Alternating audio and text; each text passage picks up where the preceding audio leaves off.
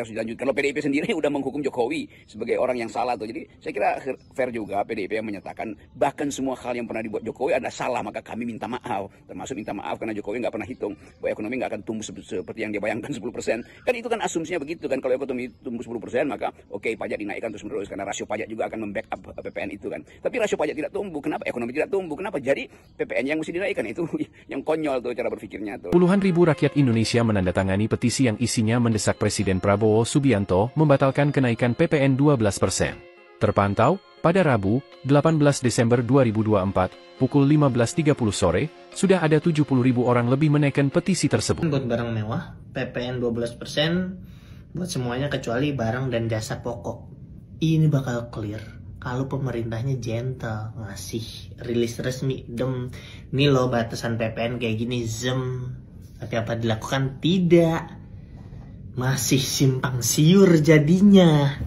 Enak situasinya. Jadi kalau ada masyarakat yang protes, bentrok sama masyarakat lainnya, bagus cara mainnya. Biar ada yang belain tanpa perlu nyawa buzzer. Bagus, keren. Emang S3 ilmu politik, keren. Katanya pemerintah nggak suka hoax sama misinformasi. Tapi giliran gini aja, diem itu emas tuh. Orang buset. Kenapa nggak ngasih tau kenapa? Orang maunya ngambil doang, kagak mau ngomong. Tiba ngomong buset. Di masyarakat kita tuh orang ngambil kagak ngomong, hitungannya maling. Orang ngambil ngomongnya beda, hitungannya nipu. Masa iya mau jadi kayak gitu sih, Bang? Kagak dong. Kenapa emang kagak ngomong? Kurang, orangnya kurang.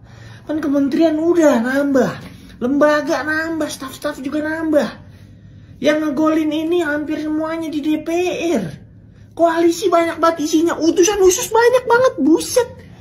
Pejabat segitu banyak, pada kagak ada ngomong, kagak punya lidah pada, Kalau nggak punya lidah itu bagaimana ngejilatnya? Enggak. Itu kejauhan. Enggak, itu kejauhan, itu jahat banget ya. Maaf.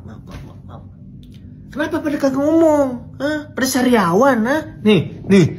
Nah, gue sariawan, gue tetap ngomong. Karena obat sariawan gue nanti kena pajak 12%. Halo, assalamualaikum warahmatullahi wabarakatuh. Kali ini tolong jangan di skip karena pembahasannya sangat penting. Dan mau tidak mau apa yang akan kita bahas ini berdampak pada kita semua tanpa terkecuali. Apalagi kalau bukan tentang kenaikan PPN menjadi 12%. Dan kenapa saya katakan ini akan berdampak untuk kita semua? Ya, kalau orang sekelas komika bintang emo, orang sekelas pengamat politik seperti Rocky Gerung melakukan penolakan, tentu saja kita sepakat bahwa kenaikan ini tidak baik-baik saja. Dan dengan penolakan petisi dari puluhan ribu masyarakat Indonesia, itu sudah sangat mewakili bahwa memang kenaikan pajak ini membebani dan memberatkan, apalagi bagi rakyat menengah ke bawah. Arif dari Forum News Network, seperti biasa bersama dengan Bung Rocky Gerung. Bung Rocky, protes kenaikan PPN menjadi 12% ini makin meluas. Selain petisi di cing.org yang sudah ditandatangani lebih dari 100.000 orang, ini yang sangat menarik, ini Gen Z itu juga mulai turun ke jalan dan melakukan protes serupa. Mereka ini juga yang terdampak cukup berat dengan kenaikan dari pajak ini. Dan kalau mereka ini bahkan mendatangi kantor Menteri Sekretaris Negara dan mereka menyerahkan protes mereka. Pasti akan berlanjut tekanan terhadap pemerintahan Prabowo karena soal PPN 12% itu. Jadi sebetulnya dari awal kita ingin memastikan apakah pemerintah hari ini mampu untuk membaca daulat rakyat, kan itu soalnya. Bahwa itu adalah keharusan karena sudah diundangkan dan pembuat undang-undang itu ada rejim sebelumnya, di dalamnya ada PDIP, pasti itu soal legalitas. Tetapi soal legitimasi itu lain lagi. Kan Prabowo akan ditagih legitimasinya tuh bahwa tuntutan rakyat itu adalah membatalkan, bahkan melalui petisi, bahkan komentar-komentar di luar negeri juga membandingkan bagaimana cara Indonesia menghargai kedudukan rakyat. Kalau tekanan publik itu dianggap sekedar sebagai upaya untuk mempersoalkan hukumnya, yaitu 11 ke 12%. Padahal sebetulnya itu bukan sekedar soal 11 ke 12%, tetapi soal daya beli rakyat, soal kemampuan untuk membayar pajak. Itu kan pajak itu adalah hukum yang paling fleksibel. Jadi kalaupun baru 2 hari lalu diputuskan dan hari ini ternyata kemampuan membayar pajak itu tidak ada, ya harus dibatalkan kan, atau diberi keringanan atau apapun. Jadi itu bukan absolut bahwa undang-undang itu sudah ditranslasikan menjadi kebijakan, ya bisa dibatalkan juga undang-undang itu tuh, dengan cara apapun tuh. Tapi prinsipnya adalah rakyat protes, itu dasarnya kan, yang bayar pajak itu rakyat. Jadi walaupun akan ada pemisahan bahwa ini rakyat besar, ini adalah pajak orang kaya segala macam. Oke, itu urusan yang harusnya diselesaikan melalui kebijakan. Tetapi yang lebih utama ada mendengarkan protes rakyat bahwa 11 ke 12% itu tinggi sekali itu. Setiap barang yang kita beli di dalamnya ada komponen dari barang itu sendiri, ada komponen untuk merawat barang itu sendiri. Itu artinya perlu beli sabun misalnya untuk mencuci piring, piringnya kena PPN dan sabunnya kena PPN. Setelah itu untuk mengeringkan lapnya kena PPN, dan setelah ada di meja makan piring itu mesti nampung makanan yang juga kena PPN. Jadi satu paket sebetulnya tuh. Itu sebetulnya yang kita maksud, oleh rakyat maksudkan bahwa itu pasti akan sangat berat tuh, karena naik 1% itu artinya naik komponen-komponen di dalam barang 1% itu, dan itu artinya banyak sekali yang harga yang naik. Jadi kelihatannya itu jalan pikiran publik yang diwujudkan melalui protes hari-hari ini. Ada beberapa alasan pemerintah yang menurut pemerintah ini strategis untuk menaikkan PPN menjadi 12%.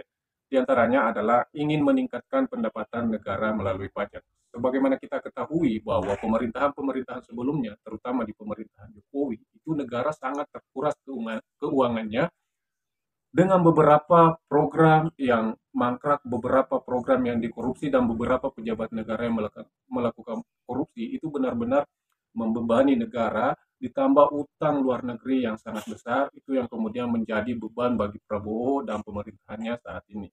Kemudian juga dijelaskan oleh pemerintah bahwa ini adalah reformasi perpajakan demi mendorong pertumbuhan ekonomi dalam jangka panjang. Dan tentu saja defisit anggaran akan diatasi melalui pajak. Nah, ini yang benar-benar harus menjadi perhatian, sebagaimana kita ketahui sekali lagi bahwa korupsi, pembangunan infrastruktur yang mangkrak, ditambah lagi dengan bencana alam, COVID 2019, itu benar-benar menguras keuangan negara, sehingga mau tidak mau katanya pemerintah menaikkan PPN menjadi 12%, salah satunya untuk mengatasi keseimbangan pemasukan dan pengeluaran negara. Namun pertanyaannya, apakah harus rakyat yang dikorbankan, dibebankan utang-utang negara, uang-uang negara yang dikorupsi, yang dinikmati oleh sekelintir orang, kemudian menjadi beban rakyat Indonesia, terutama kalangan menengah ke bawah, untuk menanggung semua itu? Ketua DPR Puan Maharani ini meminta agar pemerintahan Prabowo itu mempertimbangkan kembali kenaikan PPN 12% ini. Tapi saya baca-baca komentar di media sosial, ini justru dipersoalkan ketika Puan yang meminta agar ini dipertimbangkan kembali, karena bagaimanapun juga ketika undang-undang HPP ini kan pada waktu itu harmonisasi perpajakan ini yang lahirnya di era pemerintahannya Jokowi yang didukung oleh PDIP, dan pada waktu itu juga PDIP ini termasuk ikut yang mengesahkan, bahkan yang menterinya pada waktu itu Menteri Hukumnya kan, Menteri Hukum dan HAM pada waktu itu juga kader PDIP, Yasona Lawli. Jadilah ini kemudian PDIP ikut dibully karena kok tiba-tiba jadi pahlawan kesiangan, bukankah ini juga dosa mereka gitu? Ya tentu negara perlu uang untuk memelihara peradaban, tetapi pajak adalah cara biadab untuk mempertahankan atau memelihara peradaban. Disebut cara biadab karena nggak ada orang yang mau dipajak itu. Tetapi demi prinsip keadilan, kesemerataan, egality, dan keterwakilan, maka pajak diizinkan atas prinsip tadi, prinsip kemampuan membayar, prinsip keadilan di dalam taxation itu, dan prinsip untuk menghasilkan kemakmuran bersama. Kan itu sebetulnya filosofi pajaknya itu. Dan di kita, pajak itu adalah bagian dari upaya pemerintah untuk merawat kesosialan manusia. Tetapi kalau atas dasar kesosialan itu lalu peristiwa hari-hari ini tidak diperhatikan oleh Presiden Prabowo, justru kesosialannya hilang kan. Jadi tetap akan ada protes, dan protes. Tadi video tentang bagaimana respon dari berbagai lapisan masyarakat menanggapi kenaikan PPN menjadi 12%. Sebagaimana kita lihat dan dengarkan bahwa mayoritas masyarakat tentu saja menolak, dan ini akan menjadi pertarungan kredibilitas bagi Prabowo ke depan. Ketika menaikkan atau menunda kenaikan, tentu saja itu akan memiliki dampak kepada pemerintahan Prabowo, dan kita akan lihat keberpihakan Prabowo dengan menunda kenaikan atau tetap menaikkan atau membuat regulasi baru. Kita tentu saja berharap apapun keputusan dari pemerintah itu akan berdampak baik bagi keseluruhan masyarakat Indonesia. Nah, teman-teman yang sudah melihat video ini dan sudah mengetahui kenaikan PPN, pendapat kalian, apakah kalian sepakat PPN ditunda atau dibatalkan, atau PPN tetap dinaikkan? Silahkan tinggalkan komentar kalian di kolom komentar, karena sekecil apapun komentar kalian dan sekecil apapun sumbangsi kalian terhadap suara penolakan terhadap kenaikan PPN ini akan bermakna dan berdampak bagi orang banyak. Oke, sekian video ini. Terima kasih sudah menonton. Sampai jumpa di video-video selanjutnya. Wassalamualaikum warahmatullahi wabarakatuh.